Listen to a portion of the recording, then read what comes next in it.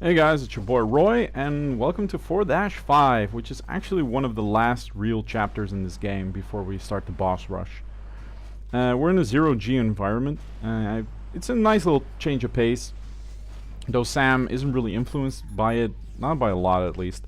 The biggest change made to this is that your grenades will float, so you need to take this into account when you're going to fight certain enemy types.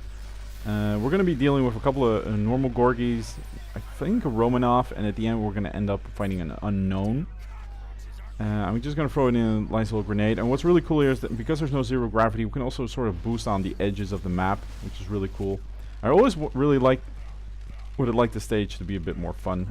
Not a bit more fun, but longer. Because there's just so many nice little cool mechanics that you could have played out. On the other hand, it doesn't outstay its welcome. Now, here we have another rocket type.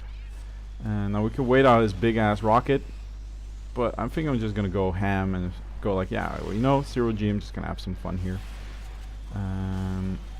Again, you really see just how streamlined this game is in this sense. They have this cool little concept, and it's only there for a little while, just to sort of distract you, give you a nice little variation, and then we move on.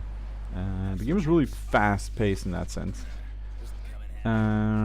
You also saw, by the way, that I was in a spawn location. This does not, as far as I know, deal damage, or at least it cannot kill you, but it will stun lock you. So if you're in there and they teleport in, you will be stuck until the teleportation is done.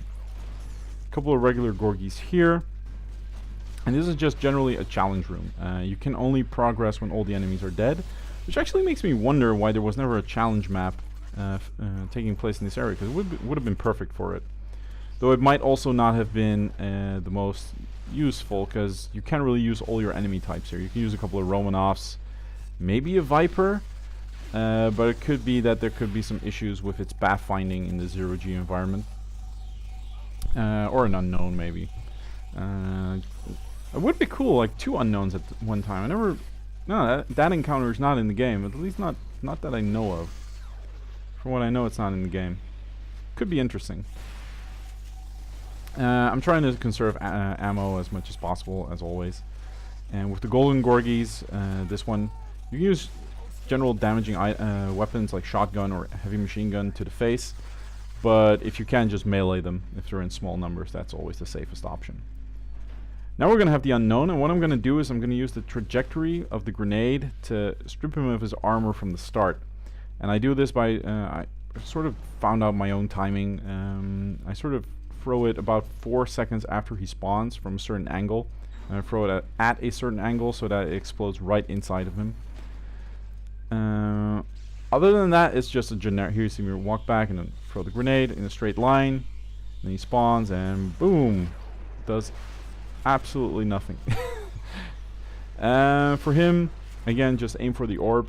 He doesn't have that many attacks. He has his forward lunge, which is pretty much a lot more dangerous here, because there's not a lot of space to maneuver. But he's still not that dangerous. He's actually a bit easier here because he can also not run away as much. And during that lunge, it's actually another nice little risk reward they have in this game. If he tries to lunge at you with that instant kill grab, he's actually really vulnerable.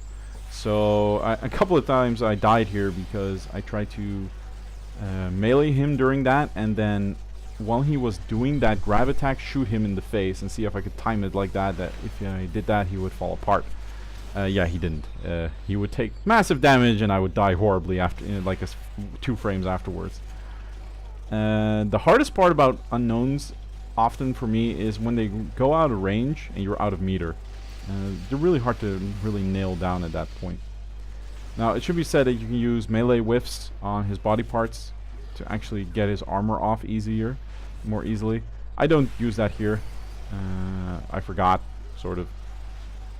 Didn't really see the opportunity to do so.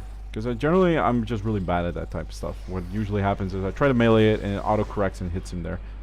See, there, usually I would have shot and I would have died. Not this time. And that was 5-2. Up next is 5-1, which is really the last chapter that is normal, where we still have some allies. And this game, the more I play it, the more I also realize is that you're never really alone. It isn't until the last 2 chapters that you are really alone against all these enemies, which is a weird design choice. Only a couple of deaths, so not that bad. Alright guys, we're almost there. Let's do this. Hey, do your job.